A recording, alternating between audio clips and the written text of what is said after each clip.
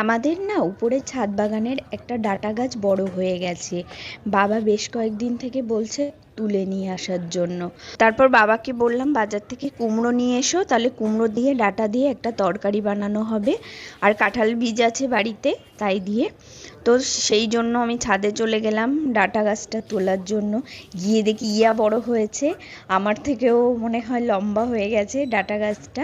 আর জানেন তো, ওই ডাটা গাছের ট্রেতেই হচ্ছে আনারস গাছ লাগিয়েছে। জানি না আনারসের কি লাগিয়েছে, উপর থেকে তো দেখতে পাচ্ছি না। বাবা বলল সাবধানে তুলিস যাতে আনারস গাছের ওইটা না উঠে আসে। তার জন্য আমি তুলে নিলাম। আর দেখুন, মাটি তো নষ্ট করা যায় না, অনেক কষ্ট করে কিন্তু ছাদে মাটি তুলতে হয় লোক দিয়ে, যাতে মাটি নষ্ট না হয়। তার জন্য গাছটা তুলে নিয়েছি। আর গোড়ায় যে মাটিগুলো ছিল সব ঝেড়ে ঝেড়ে ওই ট্রের মধ্যেই রেখে দিয়েছি। এদিকে দেখুন আমাদের শশা গাছে শশা ধরেছে, বড় বড় 3টে শশা হয়ে গেছে। আর কচি কচি হচ্ছে ছোট ছোট শশাও ধরেছে, সেগুলো পরে তুলবো। আরও দেখুন শশা গাছে প্রচুর ফুলও ধরেছে, এবার মনে হচ্ছে প্রচুর শশা হবে। আগের বছরও শশা লাগিয়েছিল কিন্তু বেশি ফলন হয়নি।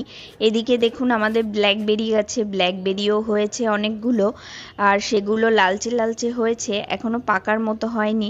দু একটা পেকে হয়তো যাবে কালকে, আগামী দিন সেদিন তুলে নেব। এই যে ব্ল্যাকবেরি খেতে হালকা টক হালকা মিষ্টি,